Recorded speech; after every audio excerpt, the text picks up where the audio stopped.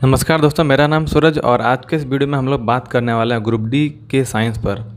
मुझे लगभग इससे रिलेटेड 200 से 250 कमेंट आए हुए हैं कि ग्रुप डी के साइंस पर वीडियो बनाने के लिए। तो आज का हमारा ये वीडियो है और इसमें मैं टोटल 4 टॉपिक्स के बारे में चर्चा करने वाला हूँ ग्रुप डी के साइंस पर। पहला हमारा होगा सिलेबस क्या होगा ग्रुप डी के साइंस का। सेकंड हमारा होगा बुक लिस्ट। थर्ड हमारा होगा पढ़ते टाइम हम लोगों को किन छोटी छोटी बातों का ध्यान रखना है। और फोर्थ होगा हमारा रिवीजन, क्योंकि आपको पता है कि रिवीजन के बिना रिजल्ट नहीं बनने वाला है। तो रिवीजन का करने का तरीका क्या है, किस तरह से हम लोग को रिवीजन करना है, इस पर हम लोग का ये वीडियो है। तो आइए वीडियो स्टार्ट करते हैं।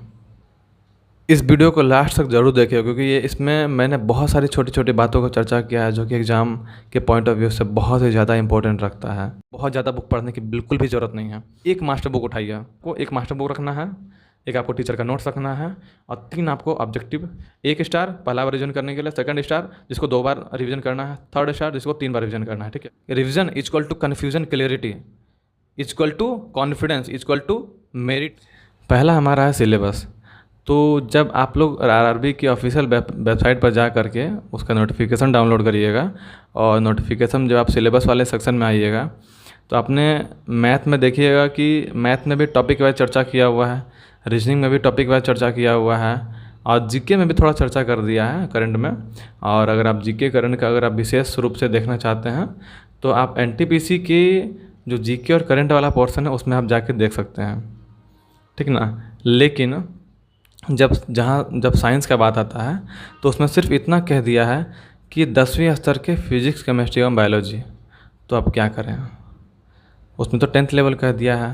और चूँकि जैसा कि हम लोग जानते हैं कि रेलवे एग्ज़ाम हो चाहे कोई भी एग्ज़ाम हो, प्रेफरेंस एनसीईआरटी को देता है, एनसीईआरटी को ही फॉलो करने के लिए कहता है। लेकिन चूँकि एनसीईआरटी में काफ़ी ब्रॉड है और उतना हम लोग अगर पढ़ने लगेंगे 6ठा 7वां 8वां 9वां 10वां उतना तो बहुत टाइम लग जाएगा, तो उतना बहुत मुश्किल होता है। ठीक है, तो हम लोग के पास सेकंड ऑप्शन क्या है, बेस्ट ऑप्शन, कि आप कोई एक मास्टर बुक लें जो एनसीईआरटी पर आधारित हो, बेस्ट बुक। ठीक है, और जिसकी कि भाषा आपको अच्छी लगे, आप पढ़ के देखिए। सब बुक की जो है ना भाषा थोड़ा थोड़ा अलग होता है, ठीक है, और कुछ कुछ मतलब डिफरेंस होता है। तो आपको जो बुक बेटर लगे, मास्टर बुक का 4-5 लिस्ट बनाइए, उसमें आप चारों 5 को जैसे आप कहीं भी जाके देख सकते हैं दुकान वगैरह में, जो आपको भाषा जिसका अच्छा लगे तो आप वो बुक रख सकते हैं अपने पास और उसको, ठीक ना। और जैसा कि उसका सिलेबस, उसका विषय सूची होता है, ठीक है। और आप लोगों ने जिन टीचर के पास पढ़ा होगा, जैसा कि मैंने एस के झा सर के पास पढ़ा है पटना में, तो मैं एस के झा सर का विषय सूची किसी भी चैप्टर किसी भी सब्जेक्ट का, जैसे केमिस्ट्री है तो आप लोग ये देख सकते हैं, ये केमिस्ट्री है। जो लोग 2018 में क्लास किए हुए हैं ना, उनको पता है कि ये जो है, तो इसका जो विषय सूची है पहला में जो दिया हुआ है, देखिए विषय सूची है, ठीक ना। तो इसका मैं विषय सूची और जो मेरा एक मास्टर बुक जो कि मेरा फेवरेट है बुक, ये काफ़ी अच्छा लेवल का बुक है। ये जो है, ये देख रहे हैं, ये ज्ञानचंद यादव का बुक है, ज्ञानचंद यादव का। और इसका जो विषय सूची दिया हुआ है ना, ये चैप्टर, ठीक ना, ये चैप्टर दिया हुआ है, ये जो चैप्टर दिया हुआ है, ये चैप्टर और क्वेश्चन बैंक, ये तीनों को मिला करके आप लोग एक रेडी करिए। 15 से 20 टॉपिक का जो है ना, मतलब कि जैसे फिजिक्स में होना चाहिए 15 टॉपिक, केमिस्ट्री में होना चाहिए 15 टॉपिक और बायोलॉजी में लगभग 15 से 20 टॉपिक होना चाहिए। इस तरह मिला करके आप लोग अपना अपना फिजिक्स का, केमिस्ट्री का और बायोलॉजी का अलग अलग आप लोग जो है अपना सिलेबस रेडी कर सकते हैं, ठीक है। उसमें क्वेश्चन बैंक को तो एकदम देखना ही देखना है कि हाँ, क्वेश्चन बैंक में जैसे कि जो पूछा हुआ क्वेश्चन के लिए आप ये देख सकते हैं, देखिए ये प्लेटफॉर्म का है, ठीक ना। इसमें पूछा हुआ क्वेश्चन है सारा पिछले साल का। तो इसमें जो साइंस जितना भी पूछा हुआ है ना, उसको आप टॉपिक वाइज मैच करा सकते हैं। इसका कोई भी उस टॉपिक से भाग तो नहीं रहा है ना क्वेश्चन।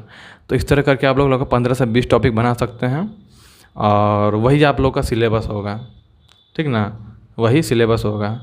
मैंने भी अपने टीचर जैसे एच के झा है उनका और जो बुक है उसका मैंने मिला के अपना सिलेबस बनाया, ठीक है। और अपने जहाँ मैं पढ़ता हूँ दीवार पर मैंने साट दिया। दीवार पर साटने का बहुत बेनिफिट है, ठीक ना। छोटी छोटी बातें हैं बट बहुत बेनिफिट करती हैं। आप जब दीवार पर अपने साटते हैं जहाँ पढ़ते हैं ना, तो आप जब भी वहाँ बैठते हैं पढ़ते हैं, वो चीज़ आप देखते रहते हैं अक्सर, ठीक है, वो आपके जहन में उतर जाता है उतना सारा चीज़, तो उसका बहुत बेनिफिट है। और नेक्स्ट हमारा है कि बुक लिस्ट। तो बुक लिस्ट में मैं हमेशा आपको एक ही बात बोलूँगा कि बहुत ज़्यादा बुक पढ़ने की बिल्कुल भी ज़रूरत नहीं है। फालतू का 3-4 बुक पढ़ने का ज़रूरत नहीं, एक मास्टर बुक उठाइए, ठीक ना, और एक अपने सर का नोट्स, 2 आपको रखना है हमेशा। अगर आप सर से नहीं पढ़े हुए हैं, आपने अगर सिर्फ बुक से पढ़ा है तो कम से कम 2 बुक रखिए। एक बुक को अपना जो है प्रेफरेंस रखिए मास्टर बुक को, और दूसरे बुक को सिर्फ एक तरह से देखने के लिए रखिए। और जो आपके मास्टर बुक में यानी कि जो आपका मेन जो बुक है उसमें अगर कोई पॉइंट मिसिंग है जो कि आपके सेकंड वाले बुक में है, तो आप उसको नोट कर सकते हैं अपने पहले वाले बुक में, और सेकंड वाले बुक को एक बार खाली पढ़ करके उसको साइड कर दीजिए। ठीक है, ठीक है। तो ये हो गया आपका बुक। और बुक लिस्ट में जैसे कि आपको बोला मैंने, एक मास्टर बुक रखना है और एक साइड से बुक रखना है, अपने एक टीचर का बुक रखना है नोट्स, और आप लोग ऑब्जेक्टिव के लिए 3 बुक रखना है। ठीक है, एक आप रख सकते हैं एसएससी के घटना चक्र रख सकते हैं, और एक आप लूसेंट का रख सकते हैं ऑब्जेक्टिव क्वेश्चन जो है, और ये आप एक एसके झा सर का रख सकते हैं जो कि इसमें अच्छा खासा ऑब्जेक्टिव का कलेक्शन दिया हुआ है। तो ये तीनों को आप ऑब्जेक्टिव के लिए रख सकते हैं। आप लोग को जैसे ही आप लोग चैप्टर ख़त्म करते हैं किसी भी टॉपिक का, जैसे पीरियोडिक टेबल पढ़ रहे हैं, तो चैप्टर ख़त्म होने के बाद आपको 3 बुक से आपको ऑब्जेक्टिव लगाना है। ठीक है, तो बुक लिस्ट में आपको एक मास्टर बुक रखना है, एक आपको टीचर का नोट्स रखना है, और 3 आपको ऑब्जेक्टिव के लिए बुक रखना है। इतना आपको रखना है बस। ठीक है, साइंस में। और नेक्स्ट हमारा पढ़ते टाइम हम लोगों को किन छोटी छोटी बातों का ध्यान रखना है। ठीक है, तो इसमें हम लोगों को बात का ध्यान रखना है कि जैसे हम लोग का साइंस में कोई भी चैप्टर ख़त्म होता है ना, थ्योरी वाला पार्ट, पीरियोडिक टेबल पढ़े, उसका थ्योरी वाला पार्ट ख़त्म हुआ, तो एट द सेम टाइम आपको जो है उसका ऑब्जेक्टिव क्वेश्चन लगाना है।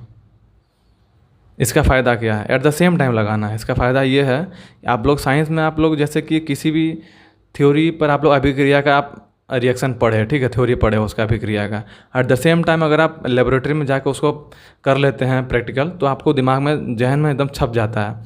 सेम उसी तरह आपका काम करेगा। थ्योरी पढ़ने के साथ साथ सेम जैसे ही थ्योरी कंप्लीट होता है आपका, उसी टाइम आपको ऑब्जेक्टिव क्वेश्चन लगाना है, और एक नहीं बल्कि 3-3 किताब से लगाना है।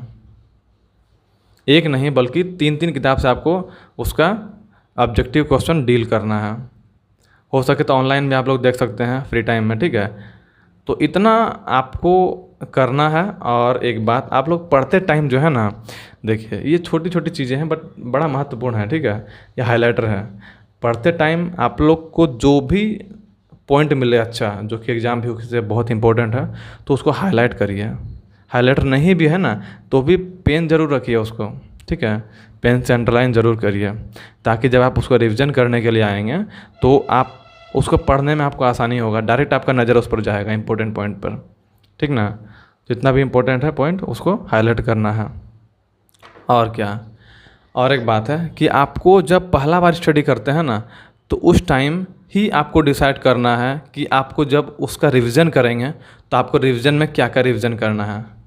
चूँकि किसी भी चैप्टर में, किसी भी थ्योरी में आपको पूरा चीज़ रिवीजन नहीं करना होता है, उसका कुछ 20% ही रिवीजन हो करना होता है, बाकी आप जानते हैं लगभग। ठीक है, बढ़िया से पढ़ चुके हैं। 20%, 30%, 40% जो मेन होता है ना, या 50% तक, यही आपको रिवीजन करना होता है। थ्योरी तो बहुत लंबा रहता है, उसमें 2-4 लाइन ही होता है जो कि मेन होता है। ठीक ना, तो इस तरह से आप लोगों को रिवीजन जो करना है उसको उसी समय डिसाइड करना है। थ्योरी वाले पार्ट में अंडरलाइन करना है, हाईलाइट करना है। और जब आप ऑब्जेक्टिव क्वेश्चन मारते हैं, तो ऑब्जेक्टिव क्वेश्चन में जो आपसे नहीं बना, जो कि लग रहा है कि हाँ इसको रिवीजन का ज़रूरत है, जो कि टफ है, तो आप उसको सिंगल स्टार मारिए जिसको कि पहला रिवीजन करना है। उस क्वेश्चन को डबल स्टार मारिए जिसको कि 2 बार रिवीजन करना है। जो कि बहुत टफ है, जो कि आपको रिवीजन करना ही करना है ज़्यादा, उसको 3 स्टार मारिए, ट्रिपल स्टार। ठीक है, 1 स्टार पहला बार रिवीजन करने के लिए, सेकंड स्टार जिसको 2 बार रिवीजन करना है, थर्ड स्टार जिसको 3 बार रिवीजन करना है। ठीक है, तो ये स्टार मार्किंग करना जो है ना, मतलब बहुत फ़ायदा करता है। छोटा छोटा चीज़ है बट फ़ायदा काफ़ी करता है। तो स्टार मार्किंग करना है। ठीक ना, खास करके साइंस में जो हम लोग हिंदी टर्म पढ़ते हैं, उसको इंग्लिश टर्म उसका पढ़ना बहुत ज़रूरी है।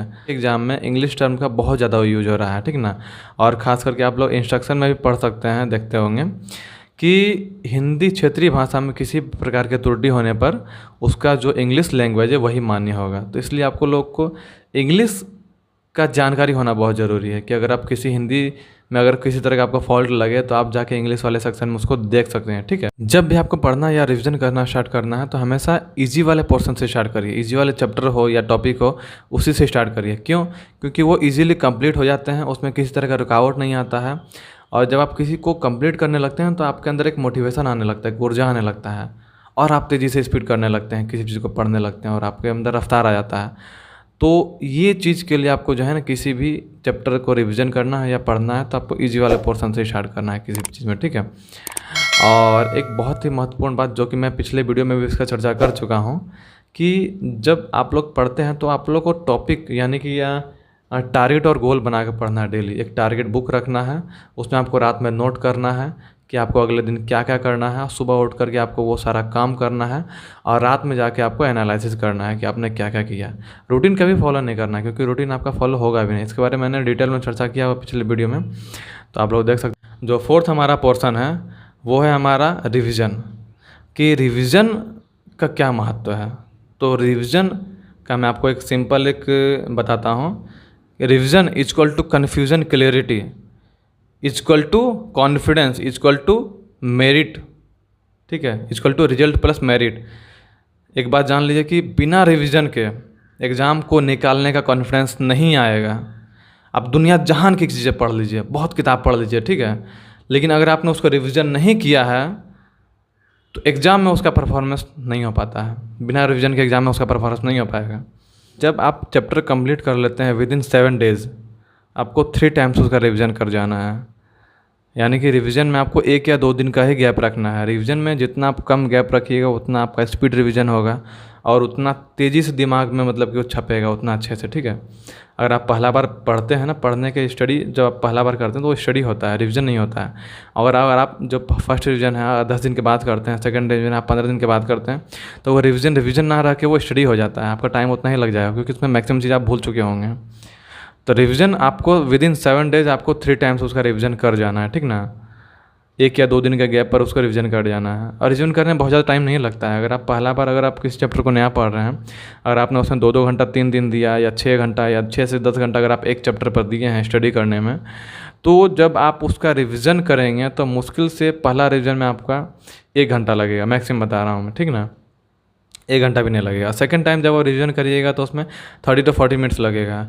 और जब थर्ड टाइम जब उसका रिवीजन करिएगा तो अप्रॉक्सीमेटली 20 to 30 मिनट्स में आप करके निकल जाइएगा। 20 से 30 मिनट में आप करके उसको निकल जाइएगा। और रिवीजन के बिना किसी भी एग्ज़ाम में रिजल्ट नहीं होने वाला है। एक बात जान लीजिए, आप कितना भी आप क्यों ना पढ़ लीजिए, लेकिन रिजल्ट नहीं होने वाला है। अगर आप 3 से 4 बार किसी भी चैप्टर को एग्ज़ाम से पहले अगर आप रिवीजन कर लेते हैं तो यकीन मानिए आपका कॉन्फिडेंस लेवल इतना हाई हो जाएगा कि आप टफ से टफ क्वेश्चन को आप इजी में बना के निकल जाइएगा, ठीक है। तो ये बेनिफिट होता है। Thanks for watching.